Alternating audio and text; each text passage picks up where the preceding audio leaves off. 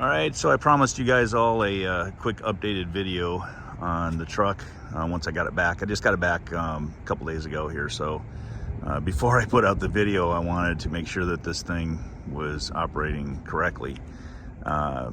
Those of you that don't know or did not watch the other videos, I'll put a couple of little screenshots here of the messages and the errors that we got.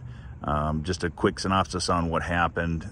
Picked up this brand new truck 286 miles later, went to go, parked it, went back and parked in a parking lot, went back to go hop in, and the vehicle just went nuts. Wouldn't start. All kinds of indications went on the dashboard, and you'll have to watch the other video to see more on that, on how crazy that got. So the vehicle was towed into the dealership.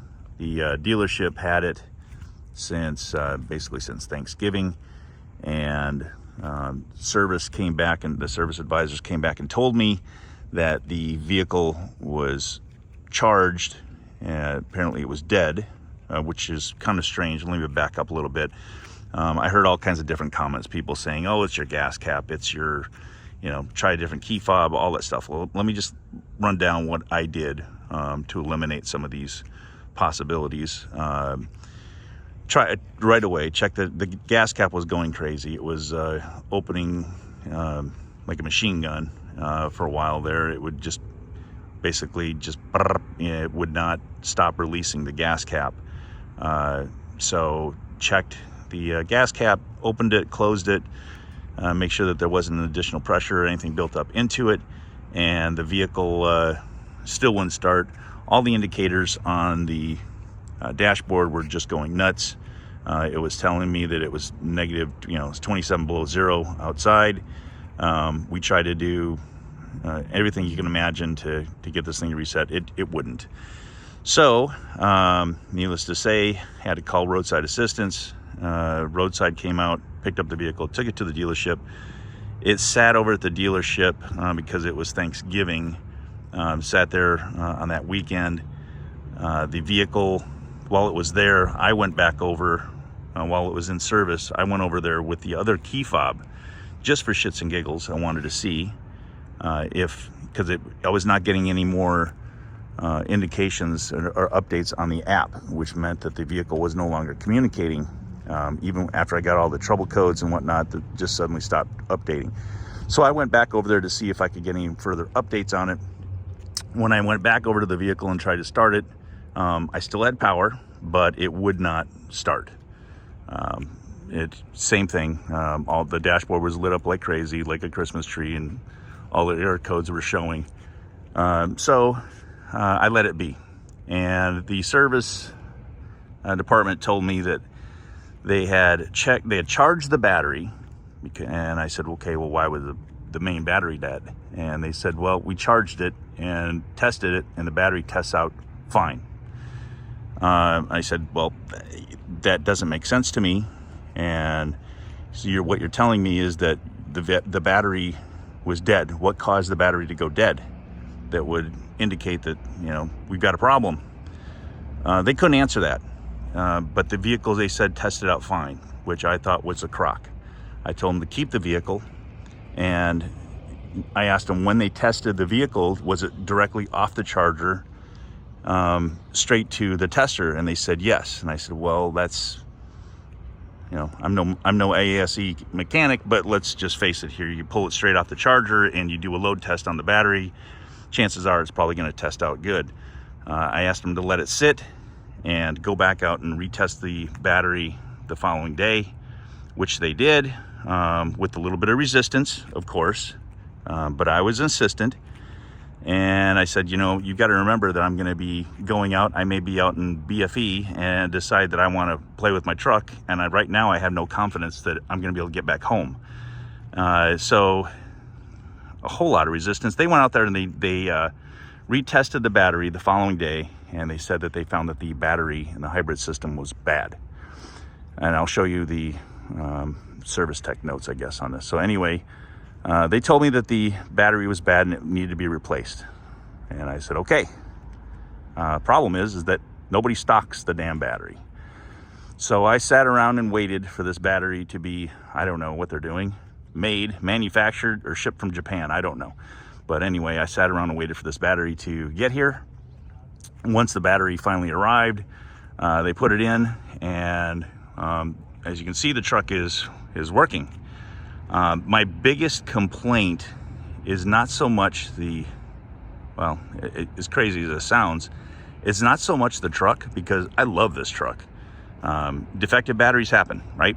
You know, unfortunately, if there's one defective battery in the entire string that was on the assembly line, it will find its way into my truck, and I'm going to be the one who's going to get stuck with it. It's just the cloud that follows me. Honestly, any vehicle manufacturers that are out there from whatever brand, you know what you really should do is, before you put any vehicle into production, the first year runs, just give me the truck for 1 month. If it survives my luck for 1 month, run it. You're good, because it's crazy. First year vehicles are just notorious for breaking down on me. I don't know why.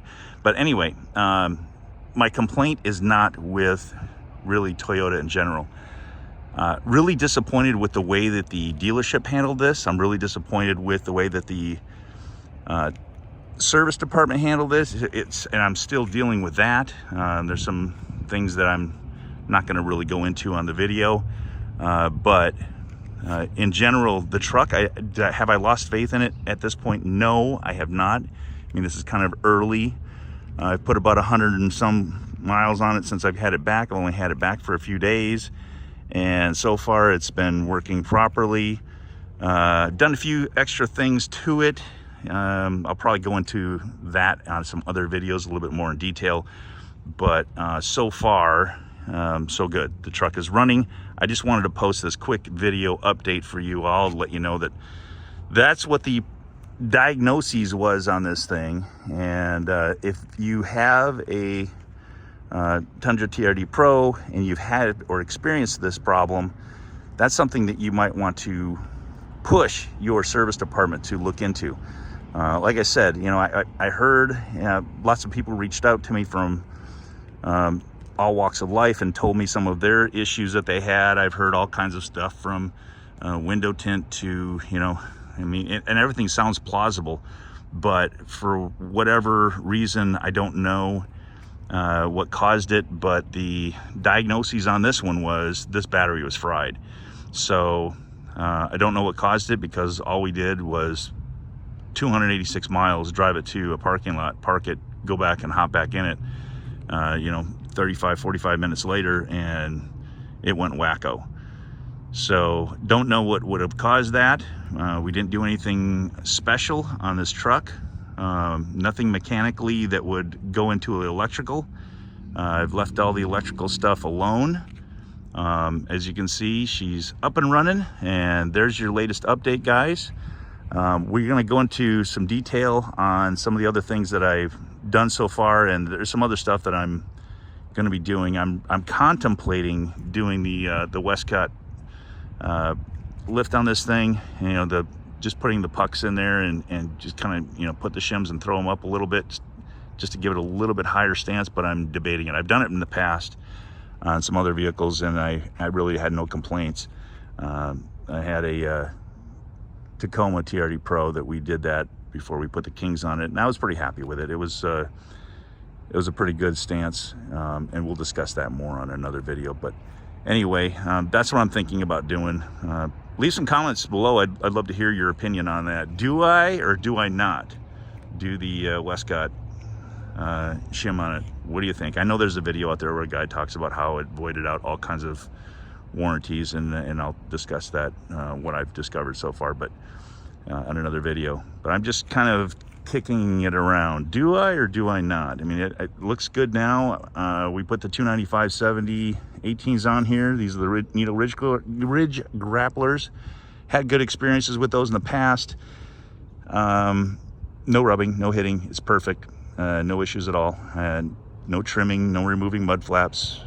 But I'm just contemplating, do I lift it a little bit or not? So thanks for watching. If you haven't subscribed already, please do, because I've got lots more to talk about. We're going to compare this vehicle to the Chevy ZR2 that we got rid of. and the other blue one that we still have, and we'll discuss all kinds of stuff, more stuff to follow, but I wanted to get this up and give you guys all a quick update. All right, so talk to you all soon.